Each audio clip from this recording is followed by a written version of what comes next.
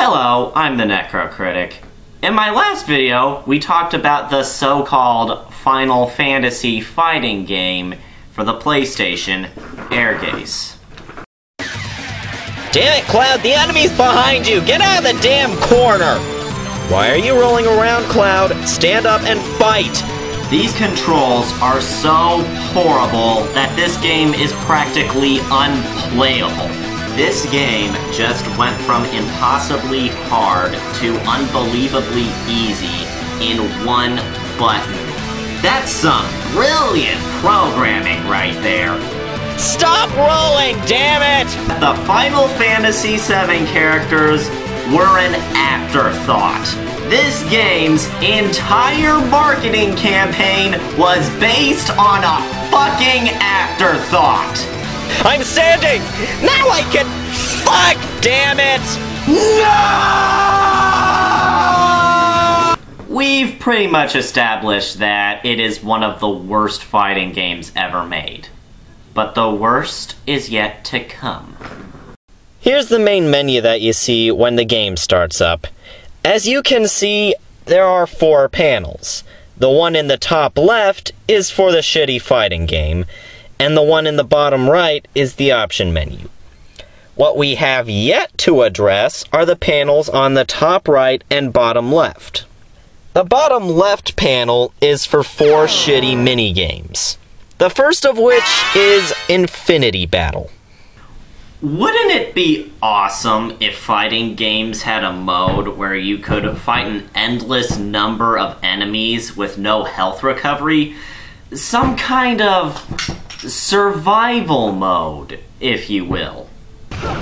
Well, it turns out that Ehrgeiz was innovative enough to include this feature as its own minigame. We're pretty much just playing the fighting game again, so let's move on. The second minigame is Battle Runner. The idea of this game is to be the first to complete a set number of laps. The more damage you do to your opponent, the slower he becomes. This is actually a pretty decent concept, but it's ruined by the horrible movement controls. Hey, I got an idea. Let's take a video game with the worst movement controls possible and give it a racing minigame. The third minigame is Battle Beach. This is divided into 3 separate events. There's Battle Dash, where you tap X to run, Battle Flag, where you tap X to run, and Battle Hurdle, where you tap X to run and circle to jump hurdles. My God, the variety is just amazing! The last and by far worst minigame is Battle Panel. You're pretty much playing Reversey, only you're not taking turns, you're running on a grid with terrible movement controls, and you and your opponent can pound each other to the other side of the screen. Not only that, but since this is a strategy game, the AI is automatically better than you are. To put in perspective, imagine playing chess with Albert Einstein, only you're not taking turns, and he bitch slaps you every time you reach for a piece. That would be a lot more entertaining. Well, now that I've got those out of the way, allow me to direct your attention to the top right corner. Quest Mode.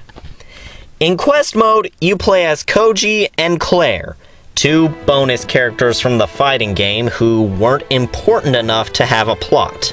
According to the scrolling text that is the opening cutscene, they're archaeologists who are busy exploring some ruins in order to find the secret to immortality. Wow, what an amazing and totally original story. So you're exploring the ruins and then you wake up in a hotel bed. What, was that first minute just a dream? As soon as you leave the room, the innkeeper greets you. Oh, you've awakened. How do you feel? I feel like some douchebag at the game store just conned me out of $40. How do you feel? He tells you that he found you unconscious outside and brought you here. Then he tells you about the Forsaken Dungeon and gives you weapons and magic. Thus begins the tutorial, where the innkeeper tells you how to play the game. This is where I immediately lose all hope in this game, because among all the information he gives you, he tells you, to avoid a monster's attack, use the R1 button. Normally, you'd use your right index finger to press it. Seriously? This game thinks that I'm so retarded that I don't know which finger to press which button with? And that's not all! Use the L1 button to jump. That will be pressed by your left index finger.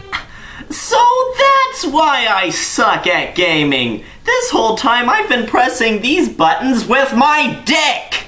He then tells you to go to the restaurant and talk to the sommelier.